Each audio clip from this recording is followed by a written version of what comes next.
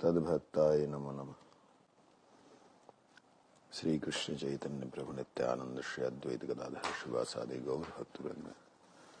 हरे कृष्ण कृष्ण कृष्ण हरे हरे, हरे राम राम राम हरे हरे।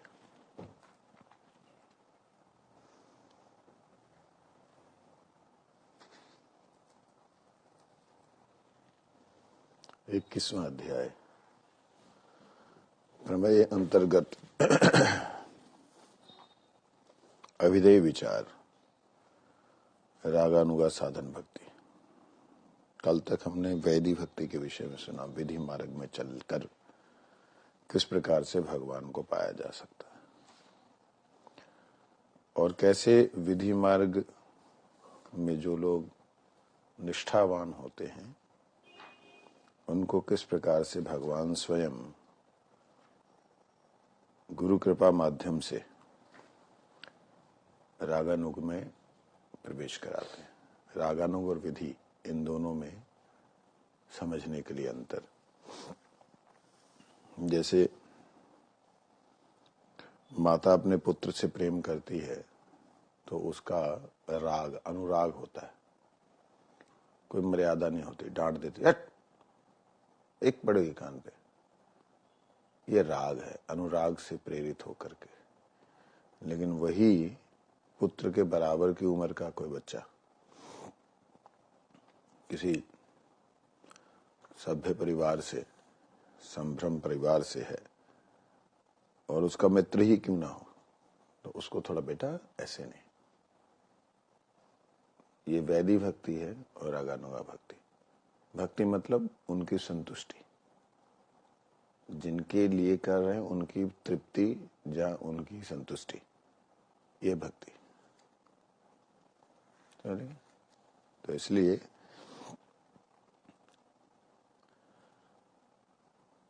हम वैदिक भक्ति के ही मार्ग के अधिकारी हैं। क्यों? क्योंकि हम उत्श्रृंखल हो चुके हैं। हमारी श्रृंखलता हमारे को मतलब अपनी इच्छा से जो करते हैं उसी को भक्ति बोल देते हैं। जैसे कई लोगों को हम देखते हैं जो लोग कहते महाराज जी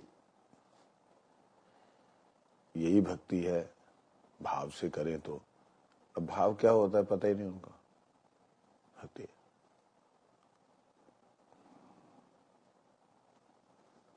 कल एक बुजुर्ग बोले, महाराज मैं तो मानता हूं मन चंगा कठौती में गंगा।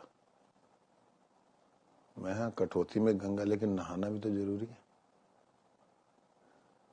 कठौती जानते हैं? ऐसे करके जो लोहार होते ना, वो जब लोहे को गर्म करते हैं उसको पीटते हैं तो बाद में उसमें ठंडा करते हैं, उसको कहते हैं कठौती में गंगा। मैं तो नहाओ भी। नहाने का मतलब यह है कि भक्ति प्राप्त करो। तो इस प्रकार से वैदिक विधि मार्ग में व्यक्ति चलते चलते चलते जो भगवान में अनुराग प्राप्त करना चाहता है, तब भगवान कृपा करके उनको गुरु जी के माध्यम से अनुराग प्रदान करते हैं। या उनको डायरेक्टली भगवान कई बार उस जीव को स्वप्न दे करके उसके नित्य लीला में क्या उसका सेवा है, स्वरूप है, वो प्रकाशित करते हैं।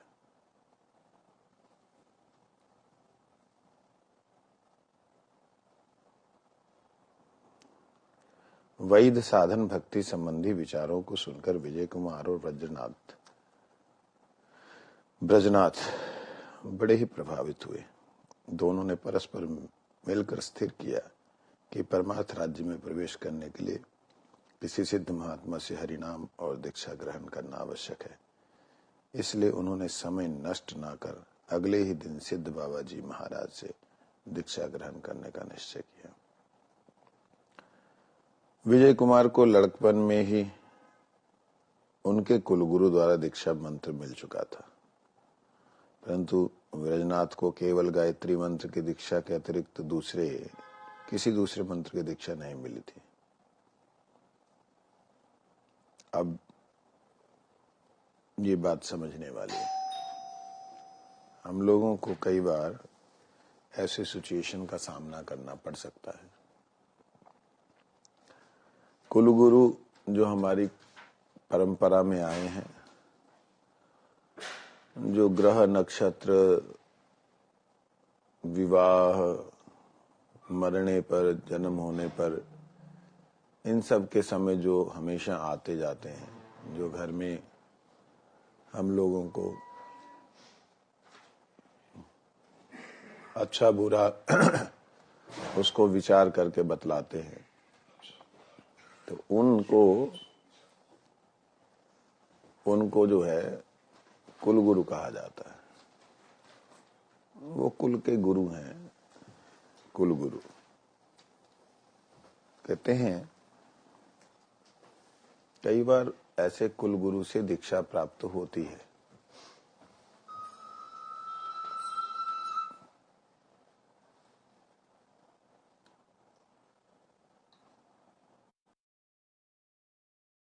क्या बंद हो जाता है?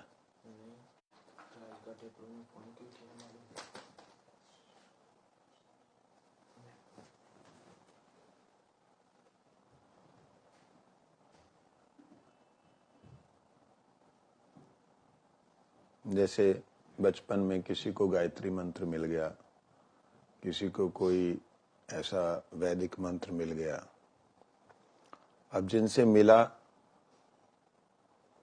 वो भी महात्मा हैं या गृहस्थी हैं, जैसे भी। तो ऐसी स्थिति में क्या किया जाए? तो ये जो विजय कुमार जी हैं, इनको लड़कपन में ही कुलगुरु से दीक्षा मंत्र प्राप्त हो चुका था। परंतु जो ब्रजनाथ है, जो उनका भांजा है, वो उसको सिर्फ गायत्री मंत्र मिला था, बाकी दीक्षा मंत्र नहीं मिले थे। बाबा जी महोदय के उपदेशों से ये दोनों पहले ही अच्छी तरह समझ गए थे कि अवैष्णव गुरु द्वारा प्राप्त मंत्र का जप करने से जीव नरकगामी होता है। इसलिए विवेक बुद्धि होने पर उसे फिर से शास्त्रीय विधि के अनुसार शुद्ध वैष्णव गुरु से दीक्षा लेनी चाहिए।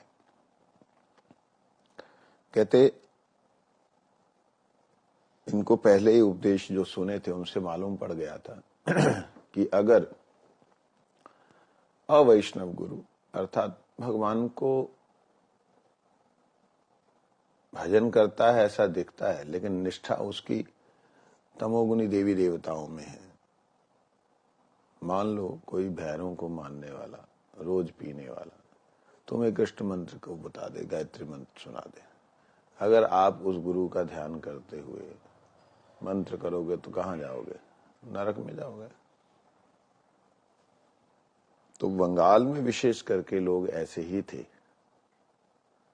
देवी की काली की उपासना करना और मांसाहार करना, शराब पीना, ये सारे ब्राह्मण लोग करते थे, गुरु लोग ऐसे थे। अगर उनके पास में आप दीक्षा लेकर के मंत्र कर रहे हो, ध्यान कर रहे हो, तो जाएंगे वहीं पे। इसलिए यहां कह रहे हैं कि ऐसी स्थिति में विशेष रूप से उन्हें छोड़कर जो भी आपको पहले मंत्र मिले हैं, भले ही सेम मंत्र आपको सदगुरु से मिले, वैष्णव शुद्ध भक्त से मिले, लेकिन वो उन्हें छोड़ करके जब आपको ज्ञान हो गया, आप पुनः दीक्षा लीजिए, पुनः संस्कार प्राप्त कीजिए। जैसे उदाहरण के लिए आपको किसी ने नहलाया, चल भाई नहा ले, आपको मालूम पड़े उसमें उसने थूका हुआ था, जहां उसने मूत्र विसर्जन किया था, तो आप क्या करोगे? आप अपने आप को पवित्र समझ पाओगे? तुरंत जवाब पता लग जाए तो आप तुरंत जाके नहाओ। इसी प्रकार से भगवान की भक्ति, दिखने में भक्ति लगने पर भी भक्ति नहीं होती अगर उसमें शरणागति ना हो। समझे नहीं? तो शरणागति जो है वो क्या है? शरणागति भगवान के लिए, भगवान की सेवा, भगवान को प्राप्त करने के लिए, उनकी सेवा को प्राप्त करने के लिए उनकी सेवा, ये भक्ति है। ठीक है। विशेषकर सिद्ध भक्त से मंत्र ग्रहण करने से अति शीघ्र ही मंत्र की सिद्धि होती है। जब आप किसी सिद्ध भक्त से मंत्र ग्रहण करते हैं तो उससे अति शीघ्र ही जो है मंत्र की सिद्धि प्राप्त होती है। सिद्ध भक्त क्या, कौन किसे कहते हैं? हम सिद्ध कहते हैं जो हमारी मनोकामना पूरी कर दे, उसी को सिद्ध बोलते हैं। मनोकामना पूरी कर दे, हमारे मन मुताबिक चल पड़े, वो सिद्ध भक्त नहीं होते हैं। भक्त की बात है, भगवान की भक्ति करने वाला, भक्ति देने वाला, भगवान को संतुष्ट करने वाला सिद्ध भक्त है, चाहे वो गृहस्थ में है चाहे कहीं भी। जिसकी क्रिया से भगवान प्रसन्न हो रहे हैं वो सिद्ध। कैसे मालूम पड़ेगा इनकी क्रिया से भगवान प्रसन्न हो रहे हैं? कैसे मालूम? उसका तरीका ये है कि वो इस संसार की किसी भी विषम परिस्थिति में क्यों ना पड़ जाए, तब भी भगवान से कुछ मांगता नहीं। क्यों? वो कहता है ये भगवान की कृपा है। ऐसे कैसे हम समझ लेंगे? एक आज से कोई 60 साल पहले एक माताजी थी, वो वृंदावन में उनका आश्रम है, आनंदमयी। तो वो माता जो है, जब वृद्ध हो गई, वो अपने ठाकुर जी से बड़ा प्रेम करती थी। उनके राधा कृष्ण के प्रति उनका भाव जो था, वात्सल्य भाव था। ये नहीं कि मेरे बेटे हैं, मेरे बेटे, लेकिन जैसे एक बुजुर्ग होता है ना, दोनों बच्चों को प्यार करता है, तो अब बुजुर्ग जो है वो बहू और पोते और जैसे पोते और बहू को देख करके कैसे उसको लाड लड़ाता है, ऐसा उनका कुछ दिव्य भाव था। वही जान सकती हैं, बाहर से जो दिखता था वो ये था। तो पूरी महाराज जी उस घटना को सुनाते थे, उन लोगों के सामने की घटना है। जल्दी से हमारे गुरु वैष्णव लोगों ने कभी किसी को एक्सेप्ट नहीं किया, तो वो उनके पास भारत के राष्ट्रपति, प्रधानमंत्री, इंदिरा गांधी वगैरह ऐसे ही मतलब जाते थे कि भाई हमको आशीर्वाद मिल जाए। किसी को कोई आशीर्वाद नहीं, कोई कुछ नहीं। लेकिन उनके पास जाने से कई बार कईयों के कार्य सिद्ध होने लगे तो लोगों में बात फैल गई। ठीक ठाक थे।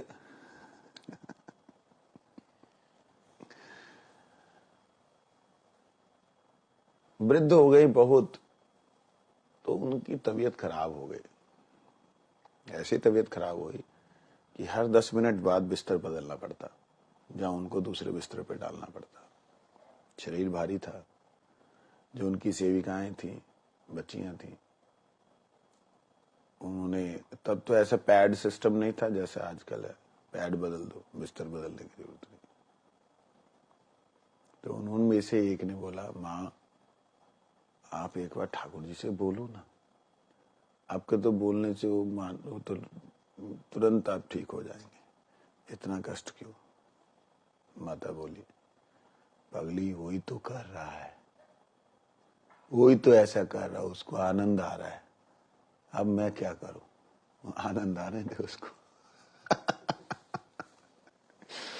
भाई जब वो कर रहे, उन्होंने ऐसी मतलब मेरे साथ कर रखा है और उनको अच्छा लग रहा है तो करने दो। और सुन करके दंग रहेगी कि भाई ये क्या है? ऐसा भगवान क्यों करेंगे भक्त के साथ? भगवान बदला लेते हैं। माफ करना, ये थोड़ा प्यार की बात है, इसको उल्टा मत लेना। भगवान बदला लेते हैं।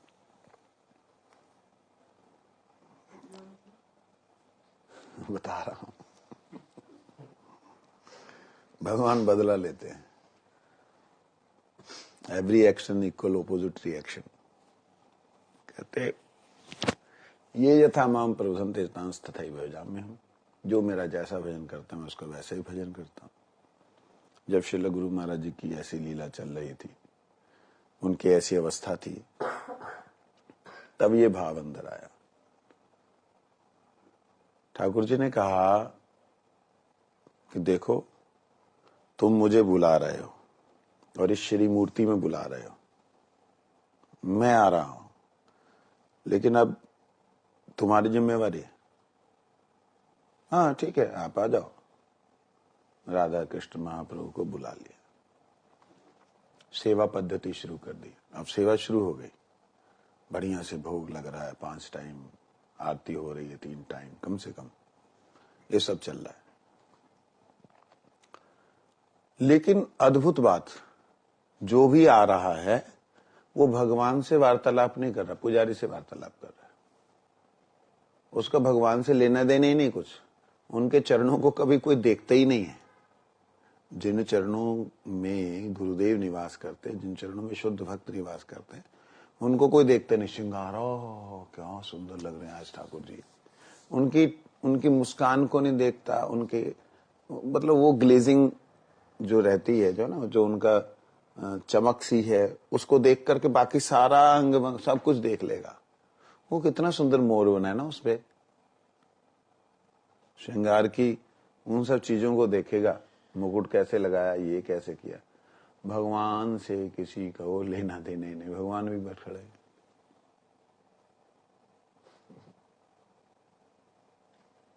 वो चुपचाप खड़े। भगवान कहते अच्छा, बड़ा भोग लगा लिया, बहुत कुछ कर लिया। गुरुजी ने जिस भाव से बुलाया था कि आप आइए, आपसे लोग प्रेम करेंगे, आपसे लोग सेवा करेंगे, आपकी सेवा करके उनका कल्याण होगा। भगवान इंतजार कर रहे हैं, कोई तो आए कल्याण के लिए। सारे स्वार्थ के लिए आते हैं, जो भी आते हैं सब स्वार्थ के लिए आते हैं, कोई तो कल्याण के लिए आए। प्रार्थना कोई तो आके करे कि मेरे को भक्तों की सेवा मिल जाए, मेरे को दासों की सेवा मिल जाए। सारे मेरे पास ही आ रहे हैं। तो भगवान देखते हैं कि जिस उद्देश्य से बुलाया था, कल्याण के उद्देश्य से, कोई अपना कल्याण चाहता ही नहीं। ऐसी स्थिति में समझने वाली बात है, ऐसी स्थिति में क्या होता है, भगवान अपने भक्त की वाणी को पूरा करने के लिए, मैं थोड़ा सा इसको चेंज कर रहा हूं, वाणी को पूरा करने के लिए कि मेरी सेवा से तो इनका उद्धार हुआ नहीं। क्यों? क्योंकि इन्होंने मेरी सेवा मेरी संतुष्टि के लिए तो की नहीं, आत्मसंतुष्टि के लिए की। मतलब श्रृंगार भी किया तो अपने को अच्छा लगे, वो मेरे को अच्छा लगे नहीं लगे, भक्त को अच्छा लगे, मतलब गुरु जी को अच्छा लगे या नहीं लगे, ये नहीं देखा। कहीं इधर से बांध के ऐसे टांग दिया, कहीं इधर से बांध के ऐसे टांग दिया, कहीं इधर से मालाओं को ऐसे टांग दिया। कभी ये सोचा भी नहीं कि मेरे को आना जाना भी पड़ सकता है। मेरे को एक मूर्ति की तरह बना करके खड़ा कर दिया, इस तरह से मेरे को बांध के रख दिया। भगवान भी ये भाव से कि चलो भक्त ने बोला है तो मैं देखता हूं कौन आएगा, कौन आता है। तो अगर 1 लाख आदमी आया तो उनमें से कोई 1 या 2 लोगों ने भगवान से सही दिल से, तहे दिल से प्रार्थना की। उसने श्रृंगार नहीं देखा, उसने ठाकुर जी के हाथों को देखा, ठाकुर जी के मुख को देखा, ठाकुर जी के चरणों को देख करके प्रार्थना। वो लाखों में 2 आदमी। अब ये 2 आदमी का तो हो गया कल्याण। उनको भगवान ने उठा करके गुरुदेव के चरणों में भेज दिया कि जाओ, मेरी कृपा वहां पे। और उनकी निष्ठा भी अच्छी बनी। लेकिन जो बड़े बड़े माला मूला लेकर के आ रहे हैं, जा रहे हैं, उनकी निष्ठा वैष्णवों में, गुरु में हुई ही नहीं। ऐसी स्थिति में भगवान क्या करते हैं, जिन महापुरुष ने बुलाया होता ना, कहते हैं भगवान कि देखो मेरी सेवा तो इन्होंने कर ली, इनका कुछ नहीं हुआ, इनका होना भी नहीं है कुछ, क्योंकि जो इन्होंने मेरी सेवा की वो बाहर से ही बाहर ही रह गई, मेरे अंतर में तो पहुंच ही ना है। क्या करें? भक्त बोलते क्या करें? कहते बिना भक्त सेवा के उद्धार नहीं हो सकता।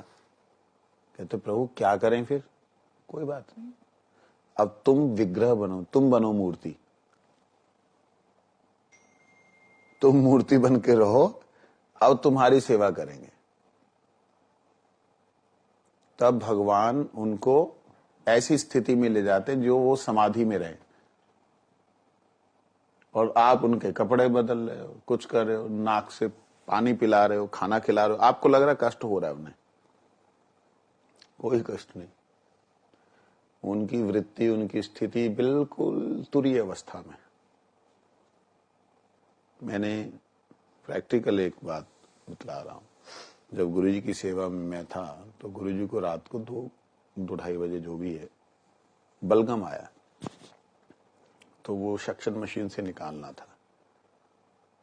वो जो सेवक थे, जो कंपाउंडर रखा हुआ था, वो थोड़ा बेचारा थका हुआ था, बाहर जाके थोड़ा सो गया था। गुरुजी आवाज कर रहे हैं, मैं बैठा हूं। मैंने गुरुजी को बड़ा नजदीक जाके कान के पास बोला, क्या गुरुजी आप भी बस क्या नाटक कर रहे हो, एक बार आप जो है बोल दो, आप ठीक हो जाओगे। आपके आशीर्वाद से, आपके नाम से मैंने कईयों को ठीक कर दिया। ऐसे करके मैं थोड़ा सा, हे परमात्मा, गुरुजी ने जो आवाज निकाली ना गले से, मैं कांप गया। ऐसे कर डांट दिया। मैंने कहा ऐसे करके बोले। अब वो क्या बोले वही जाने। मैंने साथ साथ अच्छा गलती हो गई। मैंने महामंत्र शुरू किया,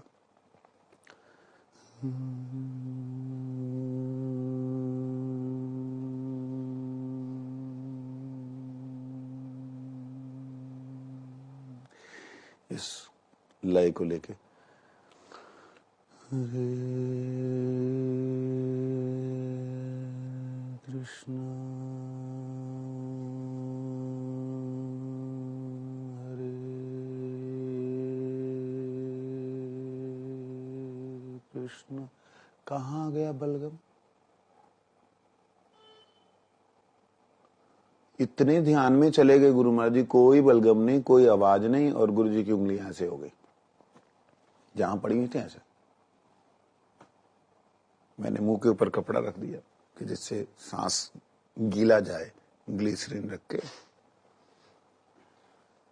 कोई मतलब गला जब रुंध जाता है, गला जब फंस जाता है ना, तो सक्शन करना ही पड़ता है। मेरे रोंगटे आज भी खड़े हो रहे हैं। मतलब ऐसा देखा मैंने लगभग 45 मिनट तक, कम होगा थोड़ा। मैंने अद्भुत गुरुजी के शरीर में अद्भुत आभा देखी। पूरी तरह नहीं, 45 मिनट नहीं, लेकिन अद्भुत आभा देखी। और गुरुजी पूरी तरह शांत, कोई बलगम की आवाज नहीं, कोई गड़गड़ाहट की आवाज नहीं, पूरी तरह शांत। मतलब जब गुरु महाराज जी धाम से, जब भगवान की लीला से जब इस संसार में वापस आते, तब उनको शरीर का आभास होता कि शरीर में क्या चल रहा है। तब सांस लेने की दिक्कत या कुछ ऐसा फील होता है। वैसे नहीं तो पूर्ण समाधि सेवा में। तो ये चीज जब देखी तो उसमें कई 1-2 और घटनाएं हुई उसी 45 मिनट के अंदर। उसको छोड़ रहा हूं। एक घटना के बाद में फिर कुछ और दिन बीते। फिर आखिर में जब गुरुजी जाने लगे ना, तब मेरे कुछ दिन पहले उसके, तो मेरे दिमाग में ये बात आई कि ठाकुर जी बदला ले रहे हैं। बदला नहीं है, वो कह रहे हैं कि इतने लोगों के उद्धार के लिए तुमने मुझे बुलाया था, ये तो मुझे समझते ही नहीं, ये तो मुझे समझते ही नहीं कि मैं जीवित हूं, ये तो मुझे मूर्ति समझ रहे हैं। अब तुम मूर्ति बनो और इनको लगे कि तुम जीवित हो, रहो मूर्ति की तरह, देखो तुम्हारे पास आएंगे। और वास्तविकता में देखा, ऐसे ऐसे लोग गुरु जी को मिलने के लिए आए, इतनी दूर दूर से, कि वे गुरु जी के दर्शन कर लें, गुरु जी के दर्शन कर लें। और गुरु जी कभी एक बार आंख खोल दी, हरि बोल हरि बोल हरि बोल, गुरु जी ने आंख खोल दी। और गुरु जी जब भी आंख खोलते थे हमेशा ऐसे रहते थे।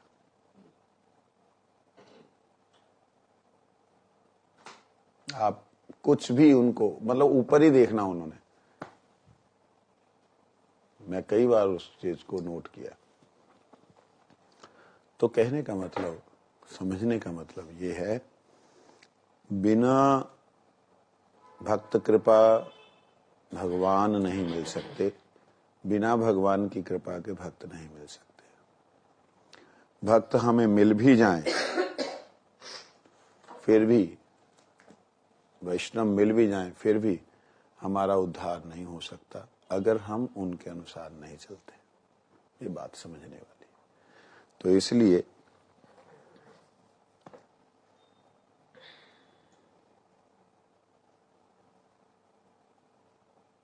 सिद्ध महापुरुषों से दीक्षा लेनी चाहिए। सिद्ध भक्त से मंत्र ग्रहण करने से अति ही शीघ्र मंत्र की सिद्धि होती है, बड़ी ही जल्दी उसका प्रभाव होता है। हमने तो लिया, कईयों ने लिया हरिनाम, हरिनाम कर भी रहे हैं, लेकिन उनको तो मंत्र सिद्ध नहीं हो रहा, जहाँ उनको तो सिद्धि प्राप्त नहीं हो रही। इसका मतलब क्या है? इसका साधारण सा मतलब है, आप विधि को नहीं पालन कर रहे हो।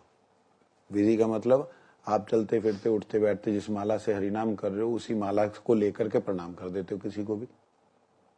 हाथ में माला है, नहीं नहीं माला हमने सिर में रखी, वो हाथ में तो है। माला को लेके प्रणाम करने का मतलब आपने जितनी माला की उनको समर्पण कर दी। सिंपल है ये।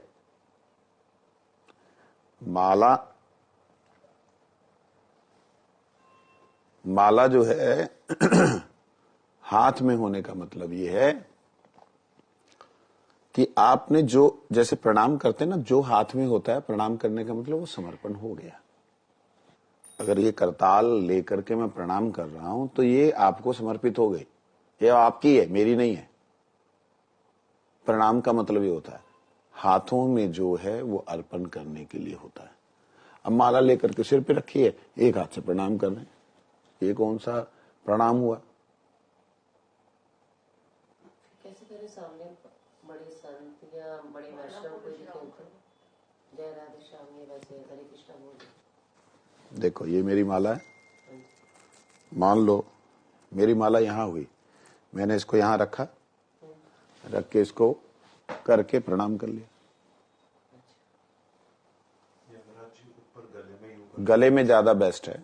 ये तो ठीक है कि ऐसा, ये तो इमीडिएट वहां पे तुरंत जो है, क्योंकि गले में डालने से कई बार भाग जाता है। तो उसको दोबारा शुरू कर दें। दोबारा शुरू कर, वो सबसे बेस्ट है, सबसे बढ़िया कि आप दोबारा माला शुरू कर दो।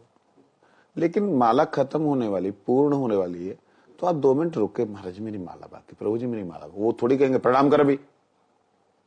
तो जानते माला कर लेकर के प्रणाम, महाराज मेरी माला बाकी, मेरा प्रणाम स्वीकार कर ले, ऐसे ले लीजिए। माला हृदय में रख के ऐसे कर लीजिए, महाराज प्रणाम, मैं माला करके कर, इतना क्या जा रहा है? दंडवत प्रणाम करने का मतलब ही यह है कि आपने अर्पण कर दिया।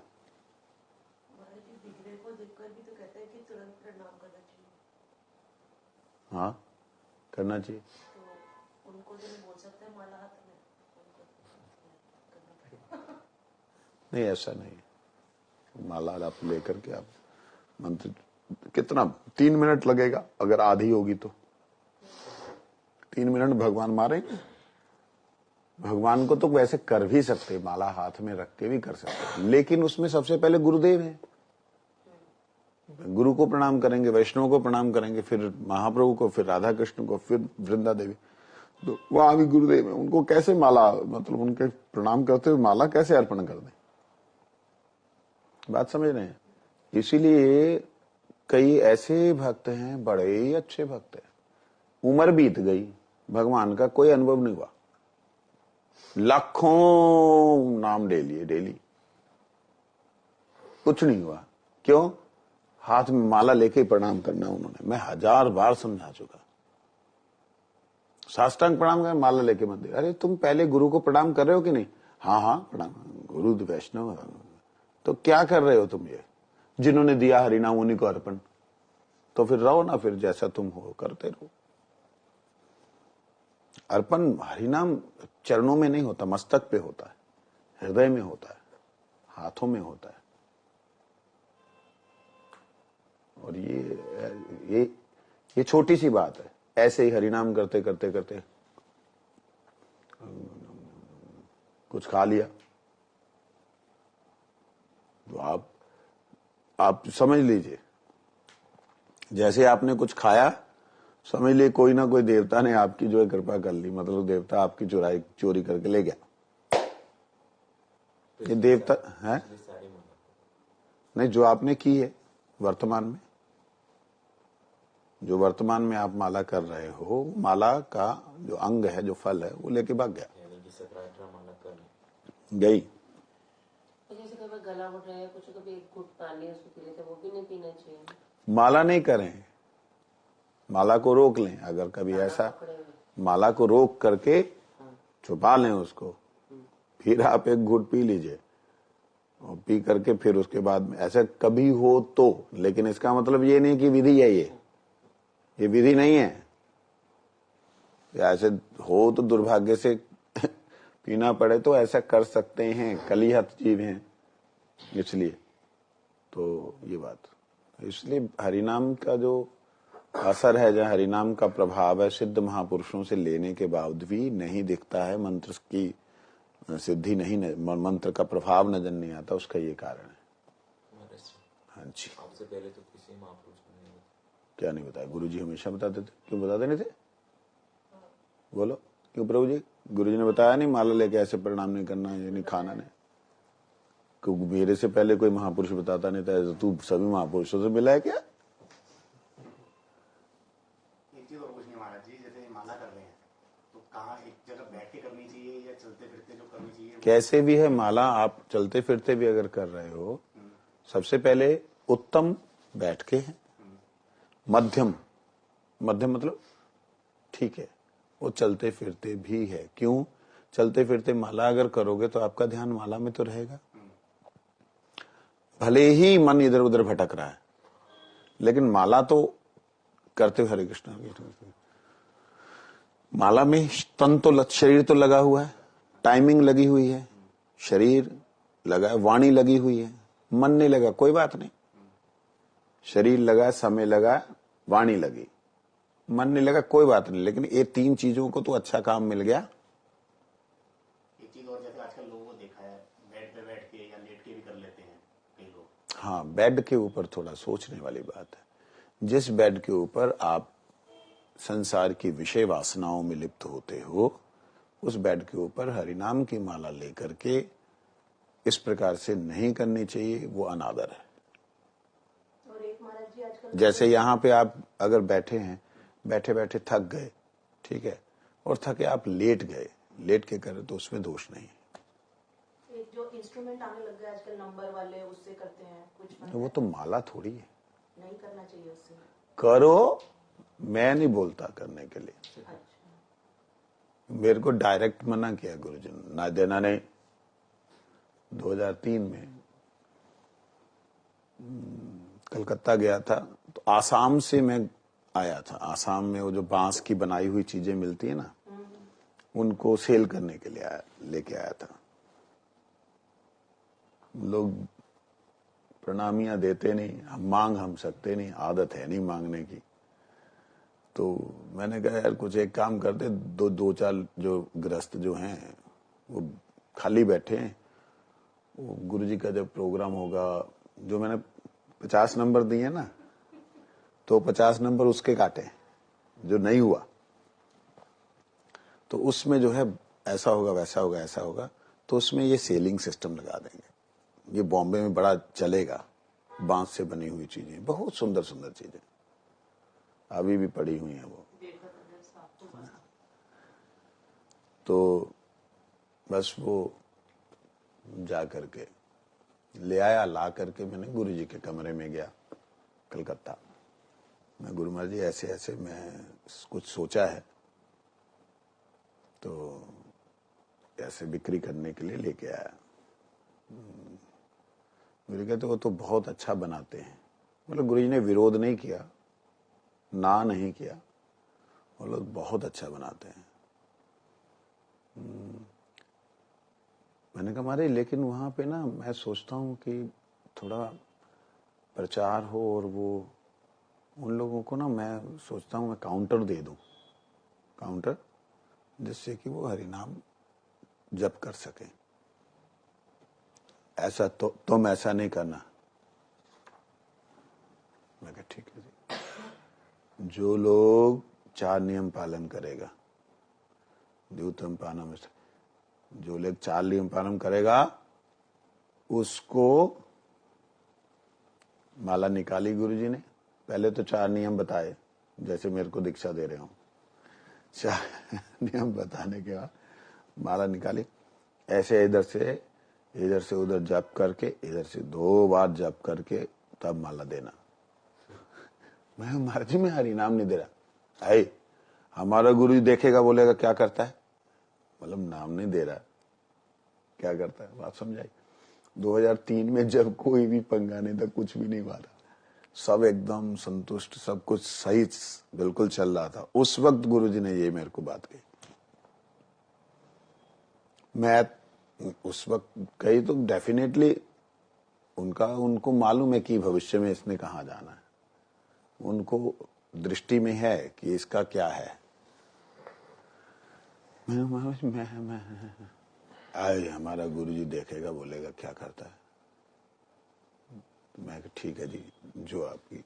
अब मैं उसको क्या, अब उनके गुरुजी देखेंगे बोलेंगे कि काम नहीं करता, जो आज्ञा की वो नहीं करता। मैं मरना थोड़ी है। यानी काउंटर ज्यादा गुरुजी ने प्रेफर नहीं किया। मेरे द्वारा लोग क्या करते हैं वो करें, तेरे से कोई काउंटर नहीं जाना चाहिए।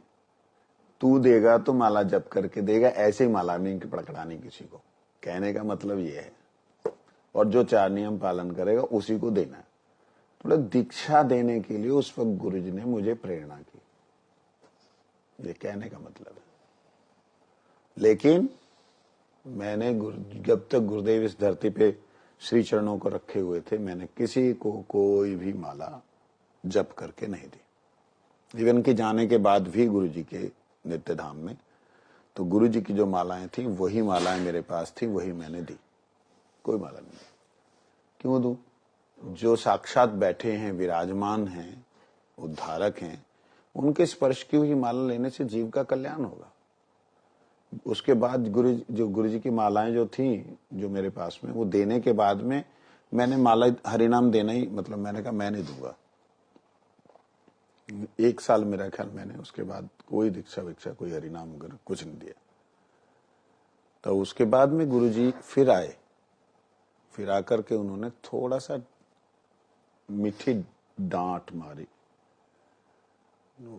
घटना ये थी, बहुत लोग मेरे को ना, जैसे मेरे द्वारा कुछ कुकर्म हुए हैं और लोग मेरे को मारने के लिए आ रहे हैं, और बड़े बड़े जानवर आ रहे हैं। तो ये सपना देख रहा हूं, और इतने में एक बहुत बड़ा शेर उसने दहाड़ मारी मेरे पीछे से, जैसे कुछ इतना सा, मैं हूं छोटा सा बच्चा, इतना बड़ा शेर करके उसने दहाड़ मारी, सारे के सारे भाग गए, सब भाग गए। तो अंदर से प्रसाद प्रभु जी निकल के आए एक कुंज में से। वो तो शेर तो चला गया, कुंज में से निकल के आए। प्रसाद जी कहते महाराज जी आपको गुरुजी बुला रहे। मैं गया गुरुजी के पास, साष्टांग प्रणाम किया। गुरुजी के शब्द एज इट इज, तुम गुरु कार्य क्यों नहीं करता? मैं कहा महाराज जी मेरे से माला जप करके नहीं दी जा सकती, मैं नहीं दे सकता, और पहले ही मेरी माला कम होती, मैं माला जप करके दूंगा मेरा सब लुट जाएगा, मैं नहीं कर सकता। वो तो हम करता है, तुम दो। माला जप कहने का मतलब वो कहते हैं हम करते हैं, तुम तो दो। ठीक है आप करते हैं तो।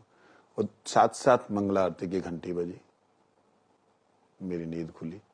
मैंने कहा रे हाँ वही घंटी बजी, नींद मेरी खुली। मैंने कहा ये तो मतलब गुरुजी का साक्षात आदेश है, अगर मैं पालन नहीं किया तो भयंकर वो दृश्य है। तू मरने वाला है, तेरे ऊपर बहुत बड़े लांछन लगेंगे, बेटा तू गिरेगा भी।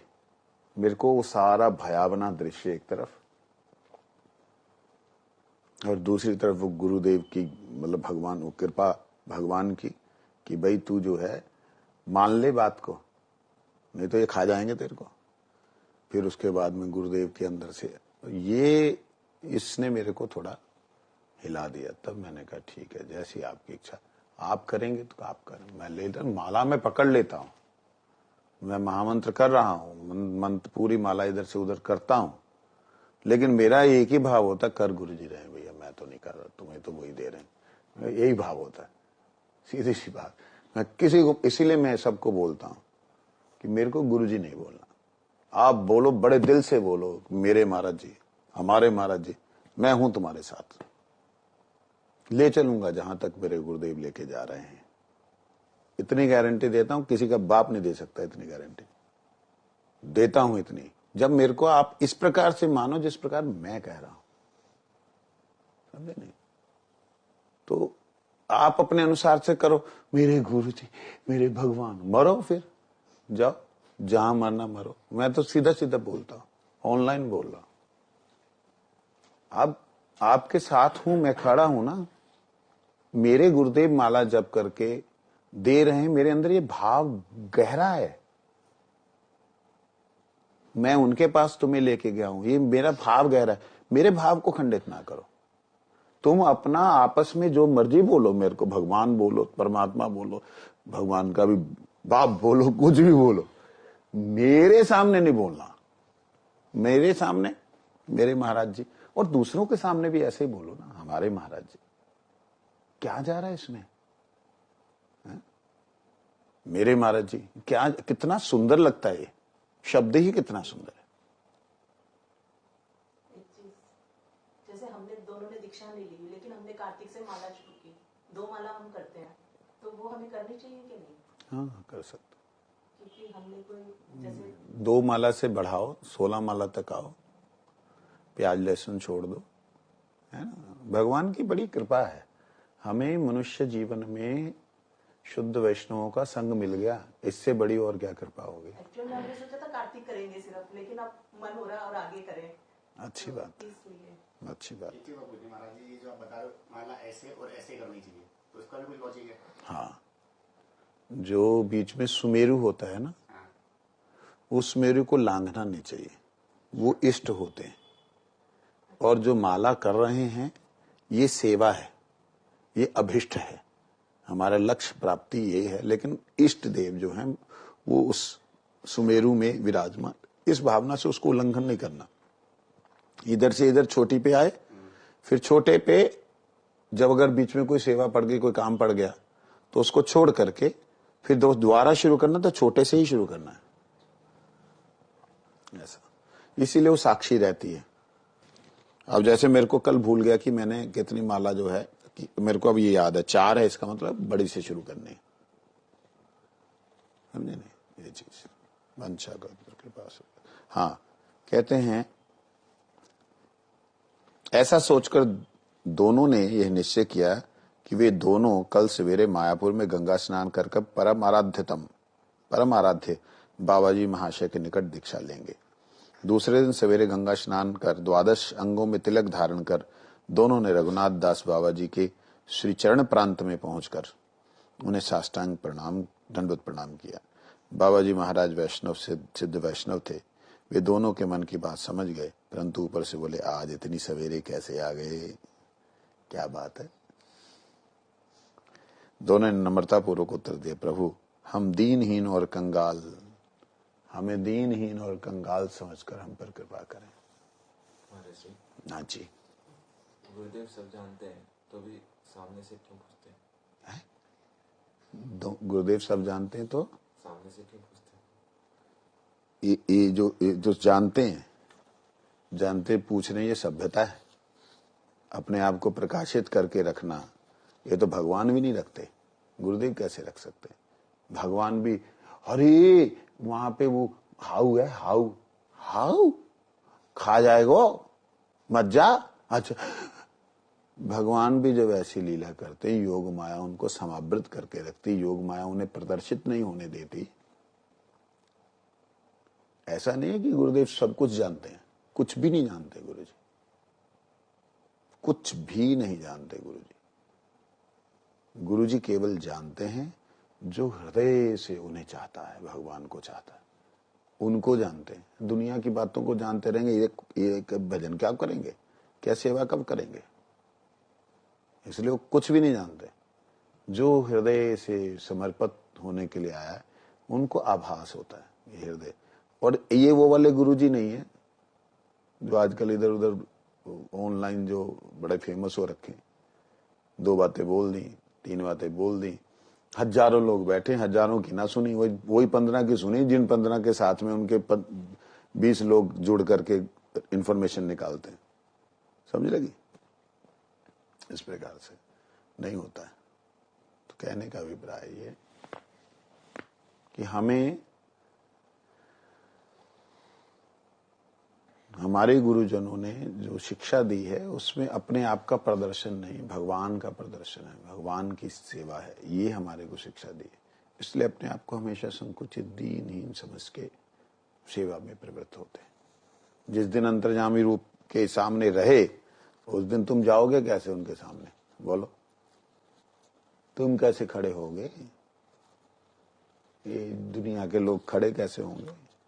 अगर तुम कल रात को क्या करके आया, तुम बाथरूम में गया था, नहाया, क्या किया, ये सब गुरु करेंगे क्या? उनको यही सब देखना हुआ तो फिर काहे के गुरु को? तो भक्ति का गुरुजी ने एक बार बोला था अंतर्जामी वाली बात को, याद आ गई, कितने साल पहले की बात।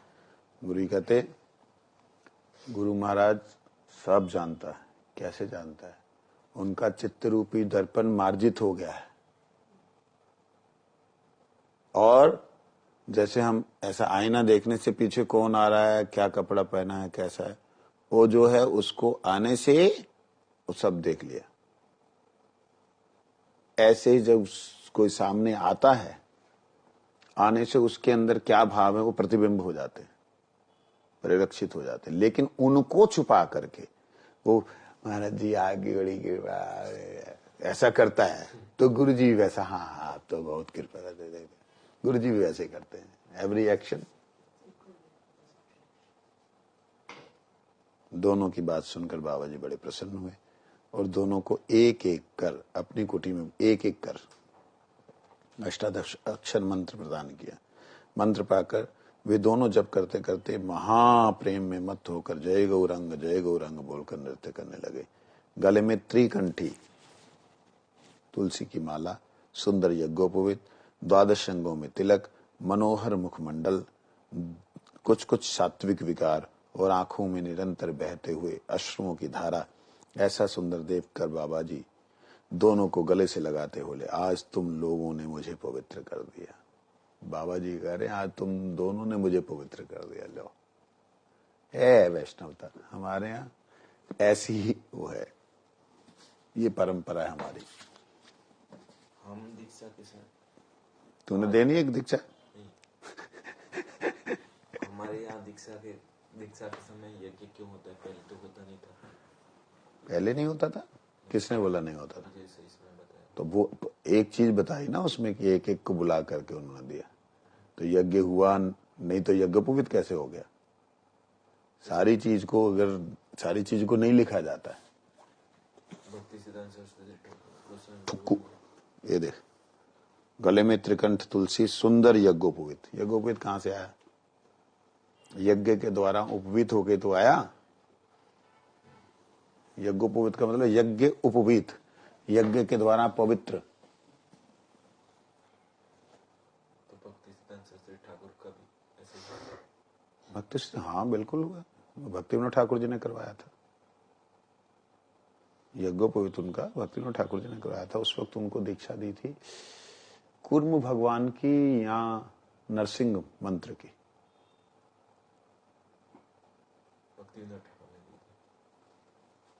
दी। जो वैष्णवी दीक्षा है, जो कृष्ण मंत्र की, महामंत्र की, वो गौरकिशोर दास बाबा से मिली थी।